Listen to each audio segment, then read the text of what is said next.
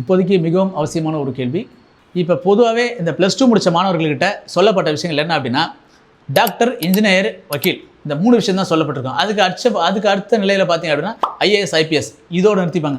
இது தாண்டி நிறைய விஷயங்களை வந்து கொண்டு போகிறது கிடையாது. பொதுவாக நமக்கு அப்போத்திலிருந்தே சொல்லப்பட்ட விஷயங்கள், படிச்சுட்டியா டாக்டர் ஆகிடு, இன்ஜினியர் ஆகிடு, வக்கீல் ஆகிடு, இதோடு முடிச்சுப்பாங்க. இப்போ நம்ம மக்கள்கிட்ட வந்து இதையே வந்து ஒரு மனசில் பதிஞ்சிட்டு குழந்தைங்களை வந்து எப்படி வழி நடத்துறது, எப்படி கைட் பண்ணுறது அப்படின்னு தெரியாமல் ரொம்ப சிரமப்பட்டிருக்காங்க. எல்லாருமே வந்து ஒரு வட்டத்துக்குள்ளேயே வந்து சுற்றி வராங்க. இது சம்மந்தமாக பேசணும் அப்படின்னு நினச்சா ஒரு நல்ல காணொலி இது. இப்போது இதை வந்து நீங்கள் பார்க்குறீங்க அப்படின்னா நிச்சயமாக இதில் சொல்லக்கூடிய விஷயங்கள் வந்து உங்களுக்கும் உங்கள் உறவினரோ அல்லது உங்களுக்கு ரொம்ப நெருக்கமான ஒருத்தரோ யாரோ ஒருத்தர் +2 பாஸ் பண்ணியிருக்காங்கன்னா அவங்களுக்கு நிச்சயமாக பயன்படுத்தா இருக்கும். இதை வந்து காணொலி வந்து முழுசாக கடைசி வரைக்கும் பாருங்கள். இப்போ +2 முடிக்கிறாரு அப்படின்னு வச்சுக்கோமே, +2 முடித்த ஒரு நபர் இப்போ என்னன்னா இப்போ ஒரு ட்ரெண்டிங் மாதிரி ஆயிடுச்சு. என் பையன் வந்து நீட் படிச்சிருக்கான், என் பொண்ணு நீட் படிச்சு நீட் எக்ஸாம் ப்ரிப்பேர் பண்ணிட்டுருக்கிறா, நீட் எழுதுறா, MBBS போகிறா அப்படின்னு சொல்லிட்டு இந்த மாதிரி சொல்கிறதும், அவங்க இன்ஜினியரிங் படிக்கிறாங்க, இன்ஜினியரிங் முடிச்சு கேம்பஸ் போயிடுவாங்க அப்படின்னு சொல்கிறதும், இல்லை எல்லாரும் நிறைய பேர் வழக்கறிஞருக்காங்க, நம்மளும் வழக்கறிஞர் ஆகிடும் அப்படின்னு சொல்கிறதும் இப்போ வந்து ஒரு ட்ரெண்டிங் மாதிரி ஆகிடுச்சு. உண்மையிலே +2 முடிச்சுட்டு அந்த முடிக்கிற நபருக்கு, அது ஆணோ பெண்ணோ யாராக இருந்தாலும் அவங்களுடைய நோக்கம் என்ன, அவங்களுடைய குறிக்கோள் என்ன அப்படின்றத முதல்ல வரையறுத்துருங்க. அவங்க வந்து உண்மையிலேயே வந்து நான் ஒரு மருத்துவராக தான் ஆகணும் அப்படின்னு இருந்தால் கட்டாயமாக அதுக்கான எல்லா முயற்சியும் எடுத்துகிட்டு மருத்துவராகி போட்டோம். எனக்கு வந்து நான் வந்து ஒரு பொறியியல் இன்ஜினியராக தான் ஆக போகிறேன் அப்படின்னா அவங்க அதுக்கான முயற்சிகள்லாம் எடுத்துகிட்டு நிச்சயமாக ஒரு இன்ஜினியர் ஆகட்டும். இல்லை வழக்கறிஞர் ஆகிறது அல்லது சட்டத்துறையில் போட்டு நான் நீதிபதி ஆகிறது தான் என்னுடைய நோக்கம் அப்படின்னா நிச்சயமாக அதை பண்ணிட்டோம். அப்படி இல்லாத பட்சத்தில் நான் ஒரு நல்ல சமூகத்தில் வந்து ஒரு நல்ல அந்தஸ்தில் இருக்கணும், எனக்கு நல்ல சம்பளம் வேணும், நல்ல வேலை வேணும், இதுதான் அப்படி இருக்கின்ற பட்சத்தில் இதை வந்து நல்லா ஆய்வு செய்ய வேண்டியது ரொம்ப அவசியம். இந்த IAS IPS அப்படின்னு சொல்லாங்க, UPSC எக்ஸாமில் வருது. இதில் வந்து இந்த IAS IPS அப்படின்னு போயிட்டாலே அதை தாண்டிய விஷயங்களை வந்து யாருமே பார்க்குறது கிடையாது. அது மட்டுமே கிடையாது, அந்த அடிப்படையில் வந்து குறைஞ்சபட்சம் சராசரி ஒரு 24 வகையான படிநிலை வந்து போஸ்டிங் அதில் இருக்குது. இந்த IAS IPS அதோடு நிறுத்திக்காமல் சமுதாயத்தில் ரொம்ப அந்தஸ்தாக வாழறதுக்கு இந்த மாணவர் வந்து ரொம்ப பிடிச்சி படிக்க வச்சு, இன்ஜினியரிங் படிக்க வச்சு ஒரு கேம்பஸ் இன்டர்வியூவில் சேர்ந்து ஏதோ ஒரு கம்பெனியில் போய்ட்டு அவர் வேலை செய்ய போயிடுவார். அவருடைய சம்பளம் வந்து அவர் படித்து முடிக்கும்போது இப்போ இருக்கிற சராசரி செலவை சமாளிக்கக்கூடிய அளவுக்கு வருமானம் கூட தெரியாது. அதே மாதிரி ஒரு மருத்துவர் ஆகணும் அப்படின்னா ஒரு நீட் எழுதுறதுக்கு படித்து அந்த நீட் எழுதும்போது படுற துன்பங்களை வந்து நம்ம பார்த்துட்ருக்குறோம்.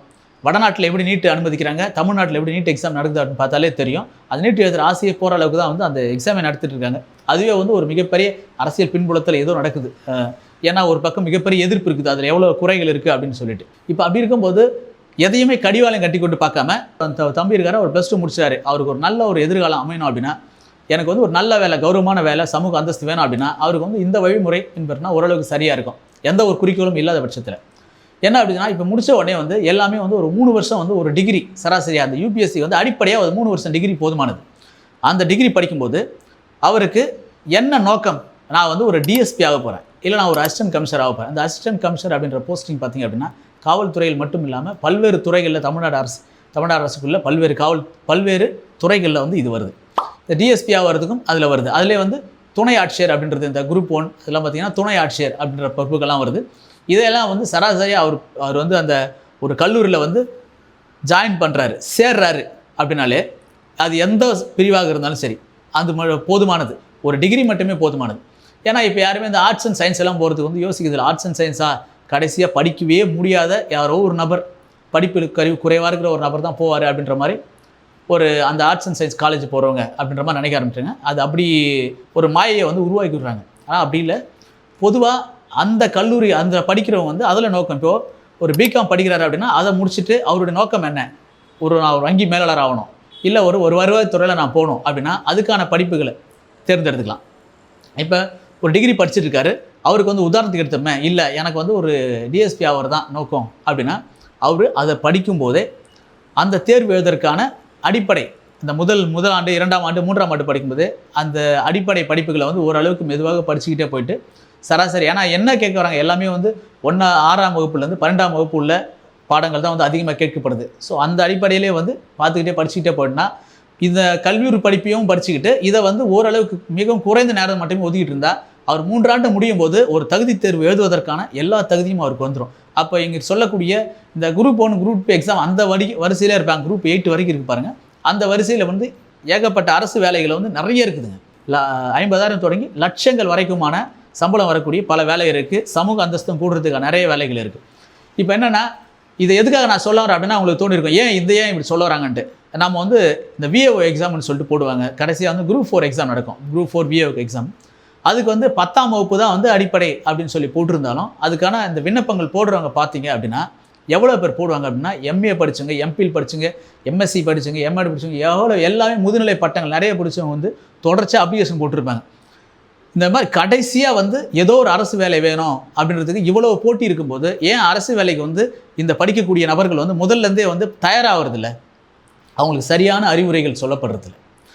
அரசு வேலை நல்ல அதிகாரமுள்ள வேலை வேணும் அப்படின்னா கல்லூரியில் சேரும்போதே, கல்லூரியில் முதல் ஆண்டு படிக்கும்போதே அந்த தேர்வு எழுதுறதுக்கான ஒரு சராசரியான நேரத்தை கொஞ்சமாக ஒதுக்கிட்டு பார்த்துக்கிட்டே போயிட்டு இருந்தால் கல்லூரி படிப்பு முடிச்சுட்டு 1-2 ஆண்டுகளில் படித்து முடிச்சுட்டு ஒரு நல்ல ஒரு தரமான ஒரு உயர் பொறுப்பில் ஒரு தாசில்தார் ஆர்ஐ அல்லது ஒரு இந்த காவல்துறையில் ஒரு வேலை. காவல்துறையில் பார்த்தீங்கன்னா உதவி சார்பு ஆய்வாளர் வரத்துக்கு அது வந்து ஒரு அடிப்படையாக வந்து ஒரு டிகிரி முடிச்சிருந்தாலே போதுமானது. உடற்கட்டமைப்பு படிப்பு எல்லாமே போதுமானது. இதுக்கு கூட வந்து முயற்சி பண்ண அப்படின்னா அந்த முதல் கல்லூரியில் படிக்கும்போதே தயாராகிடலாம். சரி, இப்படி வந்து அரசு வேலைகள்லாம் எனக்கு எதுவுமே தேவையில்லை, எனக்கு வந்து ஒரு தொழில் சார்ந்த படிப்பு தான், தொழில் சார்ந்து தான் நான் இருக்க போனேன் அப்படின்னா கல்லூரியில் படிக்கும்போதே வந்து எந்த துறையில் அவர் வந்து பெரிய ஆளாக விரும்புகிறாரோ அந்த துறை சார்ந்த இணையதளங்கள் பார்க்குறதோ, அந்த துறை சார்ந்த புத்தகங்கள் படிக்கிறதோ, அதுக்குன்னு ஒரு நேரம் ஒதுக்கி அந்த துறையில் யார் அவருக்கு தெரிஞ்சவங்க இருக்காங்களோ அவங்ககிட்ட வந்து ஒரு பகுதி நேரமாக வேலை செய்கிறதோ அப்படின்னு சொல்லிட்டு பார்த்துக்கிட்டே இருந்தால் அவர் கல்லூரி முடிக்கும்போது அவருக்கு ஒரு கணிசமான அறிவு, அதை பற்றி ஒரு பெரிய அறிவு அவருக்கு வந்திருக்கும்.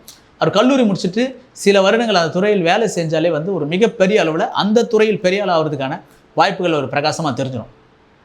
இப்போ இருக்கக்கூடிய மாணவர்கள் எல்லாமே வந்து இந்த மாதிரி ஒரு கடிவாளம் கட்ட மாதிரி ஒரு நிறைய விஷயங்களை வந்து திணிச்சிடுறாங்க. நான் மாணவர்களுக்கு சொல்லக்கூடிய ஒரே விஷயம் அப்படின்னா, பெற்றவங்க சொல்கிறாங்க, மற்றவங்க சொல்கிறாங்க, சுற்றி இருக்கிற நண்பர்கள்லாம் வந்து இப்படி போகிறாங்க, அந்த கல்லூரியில் சேர்றாங்க, இந்த பட்டப்படி படிக்கிறாங்க, இந்த இன்ஸ்டியூட் போகிறாங்க அப்படின்ற எந்த ஒரு விஷயம் வச்சுக்காம உங்களுக்கு வந்து மனசளவில் வந்து என்ன நோக்கம் இருக்குது அப்படின்றத உறுதி செஞ்சுட்டு அதுக்கு தேவையான வழிகளை தேடுங்க.